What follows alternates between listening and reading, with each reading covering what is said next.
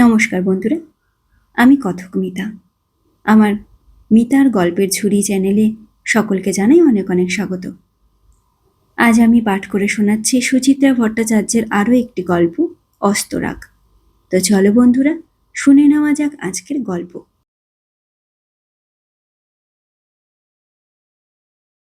Auto থেকে নেমে কয়েক সেকেন্ড থমকে দাঁড়িয়ে রইল সুজাতা।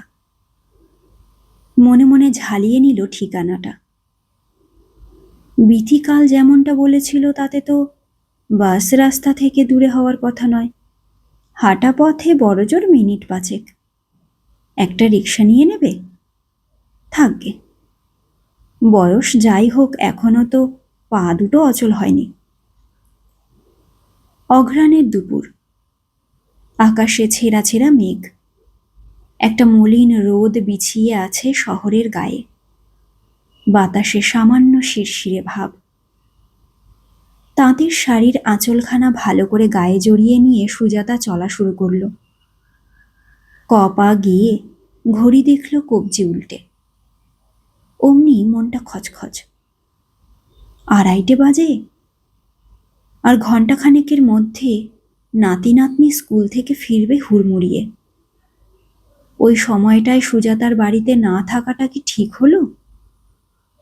মাম্পি ভুতুমের অবশ্য ঠাম্মাকে আর তেমন প্রয়োজন হয় না, তাকে আর সেভাবে ওরা আমলও দেয় না।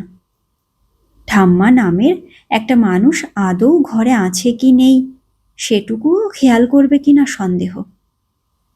বৈকালিক জলখাবার বানিয়ে দেওয়ার জন্যে বাড়িতে মালতী মজুদ। তড়িঘড়ি ইউনিফর্ম ছেড়ে নাকে মুখে যা হোক গুজে ভাই বোন তো ধা মারবে যে যার মতো। মাম্পি যাবে টিউশন পড়তে ভুতুম সামনের পার্কে। অতএব তাদের কথা ভেবে সুজাতার গৃহে অবস্থান করাটা তো নেহাতি মূল্যহীন, তাই নয় কি? তবু চিন্তা পিছু ছাড়ে কই। যদি কোনো কারণে সময় মতো না ফেরে ছেলে মেয়ে দুটো, যদি পথে স্কুল বাস খারাপ হয়, যদি অন্য কোনো সমস্যায় আটকে পড়ে স্কুলে। রুমা তো মাঝে মাঝেই 4টে নাগাদ ফোন করে অফিস থেকে, খোঁজ খবর নেয় ছেলে মেয়েদের। তখন যদি শোনে ওরা এখনো আসেনি, ওদিকে শাশুড়ি ঠাকুরন কোথাও একটা চড়তে বেরিয়ে গিয়েছে, রুমা খুব প্রীত হবে কি? মুখে হয়তো বলবে না কিছু, তাও না, রুমাকে বোধ হয় সকালে জানিয়ে দেওয়া উচিত ছিল। কি করবে? আজই যে বিথির ডেরায় ছুটবে এমন তো পরিকল্পনা ছিল না। বহুদিন পর কাল বিথির ফোনটা পেয়ে জোর চমকেছিল বটে। অবিলম্বে দেখা করার বাসনাও জেগেছিল। তারপর সন্ধেবেলা টিভি সিরিয়াল দেখতে দেখতে কখন যেন চাপাও পড়ে গিয়েছিল ইচ্ছেটা। সকালে বাড়ি ফাঁকা হতেই ফের কৌতূহলটা এমন চাগার দিয়ে উঠল, যাকগে, মরুকগে, অত টেনশন করার কোনো মানেই হয় না। সুজাতার হাতে সংসারটা ছাড়া থাকে বলে তার কি ইচ্ছে মতো বেড়ানোরও স্বাধীনতা নেই? রুমা কবে দেরিতে ফিরবে, বাবুন কবে অফিস ট্যুরে বাইরে যাবে, কিছুই কি আগে থেকে জানতে পারে সুজাতা? বলার প্রয়োজন বোধ করে কেউ? পরশুই তো দুজনে কোন বন্ধুর ম্যারেজ অ্যানিভার্সারিতে গেল। রাত্রিরে তারা খাবে না, শুনতে হলো কিনা মালতীর মুখ থেকে। তাহলে চিন্তা ছিঁড়ে গেল সহসাই। শান্তিনীর এসে গিয়েছে। কালো গেটের গায়ে সাদা হরফে লেখা নাম ঠিকানাটা চোখ কুঁচকে দুবার পড়ল সুজাতা। তারপর চশমা ঠিক করে ভেজানো গেট ঠেলে ঢুকেছে অন্দরে। সামনেই এক ফালি সবুজ, 3 ধারে তার মরশুমি ফুলের সমারোহ। গাঁদা, চন্দ্রমল্লিকা, ডালিয়া, পমপম। কুড়ি এসেছে ডালিয়ায়। ছোট ছোট গাঁদা ঝিকঝিক হাসছে। মাঝখানে একটা তুলসী মঞ্চ বাঁধানো। বাগান ঘিরে ইউসেপের দোতলা বাড়ি, টানা বারান্দাওয়ালা। সুজাতা যেখানে দাঁড়িয়ে তার ওপারেই বুঝি অফিস ঘর। কারা যেন কাজ করছে সেখানে। অদ্দূর অবধি অবশ্য যেতে হলো না। তার আগেই এক বয়স্কা মহিলা একতলার সরু বারান্দায়, কাকে খুঁজছেন? সুজাতা এক পা এগোলো। বিথি, মানে বিথিকা ঘোষাল। বিথি? একটু দাঁড়ান, ডেকে দিচ্ছি। মিনিট কয়েকের মধ্যেই চটি মশমশিয়ে বিথির আবির্ভাব। সুজাতার মতো ভারী কি হয়নি শরীর, একই রকম রোগা আছে এখনো, একই রকম রিজুও। বিথির লম্বাটে মুখে এক গাল হাসি। ওমা, তুই আজই আসবি? কাল তো বললি না? সুজাতা মিটিমিটি হাসছে। তুই একাই সারপ্রাইজ দিবি নাকি? ভাবলাম আমিও তোকে। বেশ করেছিস, আয়। হাত ধরে প্রায় কিশোরীর উচ্ছলতায় সুজাতাকে দোতলায় নিয়ে এলো বিথি। যেতে যেতে বকেই যাচ্ছে অবিরাম। এখন নাকি একতলার বড় ঘরে টিভি দেখছিল অনেকে মিলে। দুপুরের দিকে এই সময়টায় সিরিয়াল দেখা নাকি একটা ছল। দিবানিদ্রা এড়ানোর জন্য নাকি জড়ো হয়। নামকেও আসতে টিভি চলে, যে যার মতো গল্প করে যায়। এতে নাকি দুপুরগুলো হুসহুসিয়ে কাটে। টানা বারান্দার প্রায় শেষ প্রান্তে নিজের ঘরখানায় সুজাতাকে এনে বসালো বিথি। ছোট্ট ঘর, মেরে কেটে 10 বাই 10। তার মধ্যেই একটা সিঙ্গেল বেড খাট, ছোট আলনা, বেটে আলমারি, এক সেট টেবিল চেয়ার, খুদে টিভি স্ট্যান্ড। দেওয়ালে আয়না, দরজার ধারে ছোট টুলে জলের কুজো। এত জিনিস ঢুকলো কি করে এখানে? লাগোয়া একটি বাথরুমও আছে, আয়তনে ঘরের সঙ্গে মানানসই। শাওয়ার প্রায় কোমোডের ওপর ঝুলছে। পলকের জন্য বিথির শ্বশুরবাড়িখানা ভেসে উঠল সুজাতার চোখে। প্রাচীন বাড়ির একটা অংশে থাকতো বটে, কিন্তু কি বিশাল বিশাল ঘর! কত বছর আগে গিয়েছিল সুজাতা, তবু এখনো মনে গেঁথে আছে। কি এমন হলো যাতে ঠাই নাড়া হয়ে বৃদ্ধাশ্রমের এই খুপড়িতে এসে মাথা গুঁজতে হলো বিথিকে? প্রশ্নটা জিভে এসে গিয়েছিল। তার আগেই বিথি জিজ্ঞেস করল, কিরে, চা খাবি তো এখন? সুজাতা একটু আমতা আমতা করল। তোদের লোকজনরা বিশ্রাম করছে। তুত, ঘরেই বানাবো, ইলেকট্রিক কেটলি আছে। বানা তাহলে। আমি কিন্তু চিনি দুধ খাই না। আমিও খাই না। খাটের তলা থেকে বৈদ্যুতিক কেটলিখানা বার করল বিথি। বোর্ডে প্লাগ গুঁজে আন্দাজ মতো জল চড়িয়ে দিয়ে বলল, তোকেও কি সুগারে ধরেছে আমার মতো? না রে, মুটিয়ে যাচ্ছি তো। বিছানায় বসল সুজাতা। আর দুধটা না খেলে অম্বলও কম হয়। ভালোই করেছিস, চাই তো আসল, দুধ চিনি তো বাহুল্য। বিথি মুচকি হাসল। আমার যেমন এই ঘরটুকুতেই এখন কুলিয়ে যায়। ভবানীপুরের বাড়ি এখন এত এত জায়গাকে বাড়তি বলে মনে হয়। কিছু যেন গোপন করছে বিথি। সন্দিগ্ধ স্বরে সুজাতা বলল, সেই জন্যই বুঝি চলে এসেছিস? বিথি জবাব দিল না। জল ফুটে গিয়েছে। দেওয়ালের র্যাক থেকে চা পাতা পারতে পারতে আনমনেই বলল, কতদিন পর তোর সঙ্গে দেখা হলো? তা প্রায় 16 বছর। সেই স্কুলের গোল্ডেন জুবলিতে তুই গিয়েছিলি। বেশিক্ষণ থাকলি না, তখনই বোধহয় তোর বরের অসুখটা। তার 4 মাস পরেই তো নিজের মানুষটি চলে গেল। বিথি ফোঁস করে একটা শ্বাস ফেলল। ভীষণ ভেঙে পড়েছিলাম। সোনু তখন সবে চাকরিতে ঢুকেছে, রাজা হায়ার সেকেন্ডারি দেবে। 11 বছর আগে হঠাৎ হার্ট অ্যাটাকে চলে যাওয়া তার নিজের মানুষটিকে যেন ঝলকে দেখতে পেল সুজাতা। ব্যাংকের ব্যস্ত অফিসার রিটায়ারমেন্টটাকে যেন মানতেই পারল না। কি অদ্ভুত এক ছটফটানিতে ভুগত সারাক্ষণ। বছর ঘুরতে না ঘুরতেই মৃত্যু এসে সব চাঞ্চল্য ঘুচিয়ে দিল। তখন যে সুজাতার মনের ওপর দিয়ে কি ঝড় গিয়েছে, দিনের পর দিন, মাসের পর মাস, এখনো কি থিতিয়েছে পুরোপুরি? যেন বিথিকে নয়, যেন নিজেকে শুনিয়ে সুজাতা বলল, জানি রে, সহেলীদের মুখে শুনেছি তুই কারো সঙ্গে আর মিশতিস না, কোথাও যেতিস না। ভালো লাগতো না রে, কিচ্ছু ভালো লাগতো না তখন। সারাদিন শুধু শুয়েই থাকতাম। কেমন জুবুথুবু মেরে গিয়েছিলাম। আমাকে চাঙ্গা করার জন্য সোনু বোধ হয় তাড়াতাড়ি বিয়েটা করে ফেলল। সুজাতাকে চায়ের কাপ বাড়িয়ে দিয়ে ম্লান হাসল বিথি। কিন্তু লাভ কি হলো? সোনুর বউকে নতুন খেলনা ভেবে গড়ে পিটে মানুষ করতে চাইলাম, তবে তাই কি হয়? সে এখনকার মেয়ে, সে মানবে কেন? হঠাৎ একদিন শুনলাম ছেলে চাকরি বদলে চলে যাচ্ছে দিল্লি।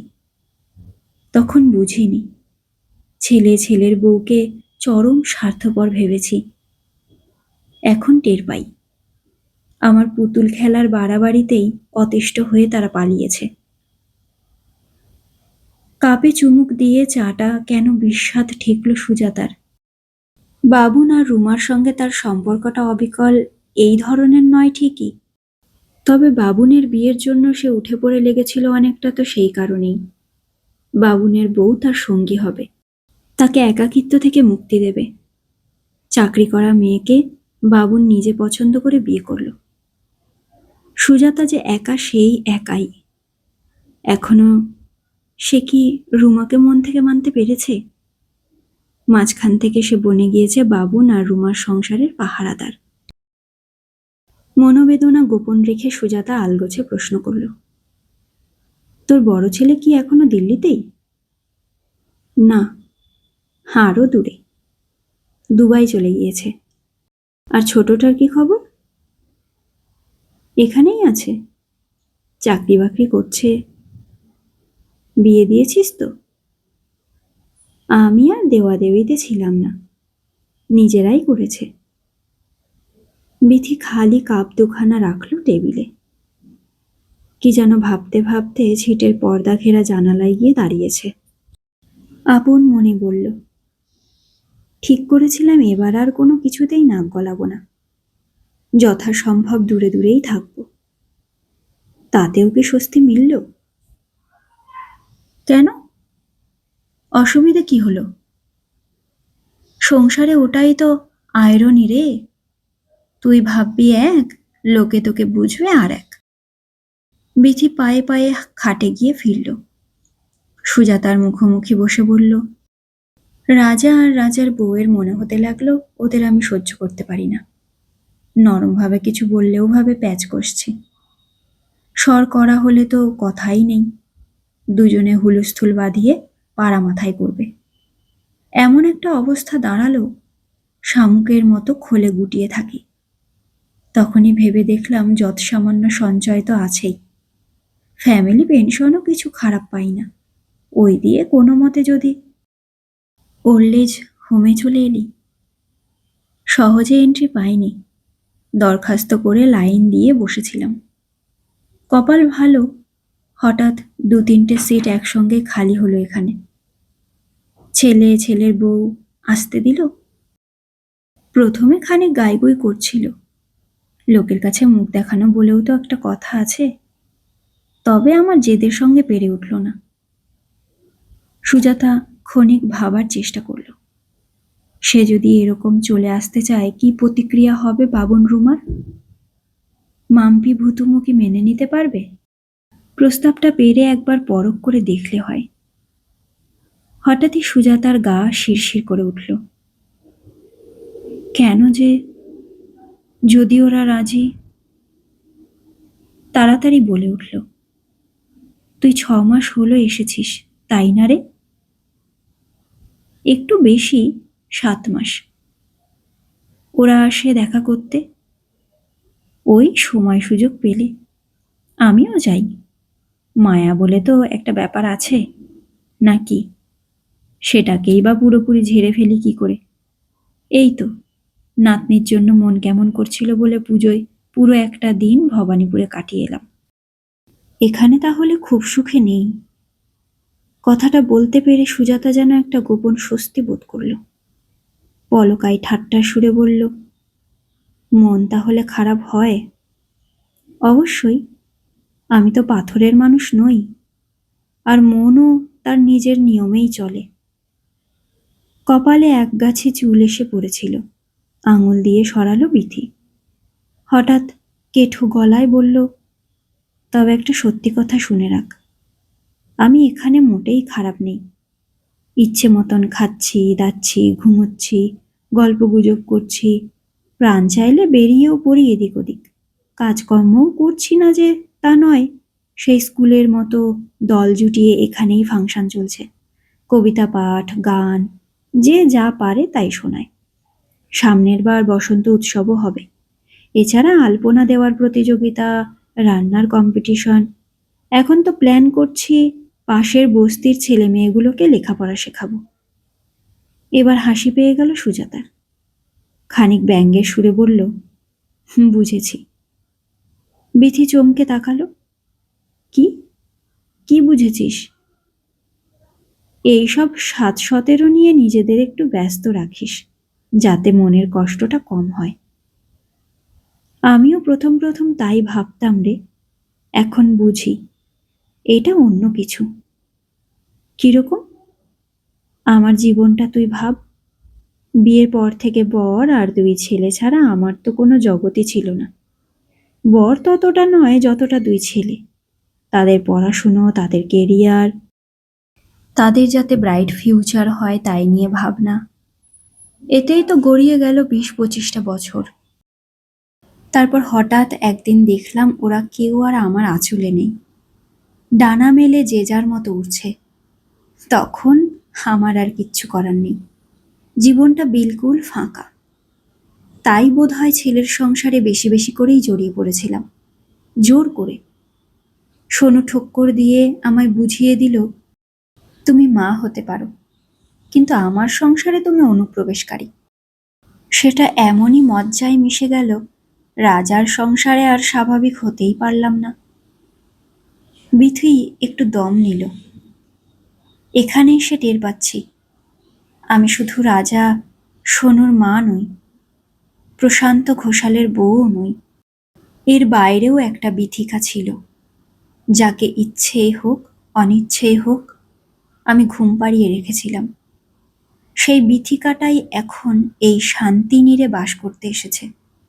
যতদিন শরীর সক্ষম থাকবে, কিংবা এখানকার দীপালিদি, রত্নাদিদের মতো ভীমরতি ধরবে না, ততদিন তো নতুন বিথিকাটা তার মতো করেই বাঁচুক। সুজাতা আচ্ছন্নের মতো শুনছিল। অস্ফুটেই বলল, তুই যে ভালো আছিস সেটা দেখানোর জন্যেই বুঝি আমায় ডাকলি? না রে, ঠিক তা নয়। মাঝে মাঝে ছোটবেলার বন্ধুদের কথা খুব মনে পড়ে তো, তারা কে কেমন আছে জানতে ইচ্ছে করে। বিথি নির্মল হাসল।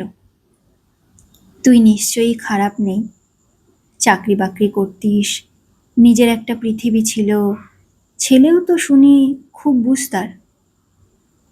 বুকটা চিনচিন করে উঠল সুজাতার। সত্যিই কি তার কোনো আলাদা ভুবন ছিল, আছে?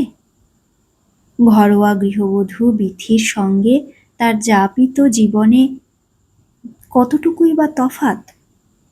বাবুন রুমা যথেষ্ট ভদ্র শালীন, মাকে খুব অযত্ন তারা করে না, কিন্তু তাতে কি সুজাতার অবস্থানের কিছু অদল বদল ঘটেছে?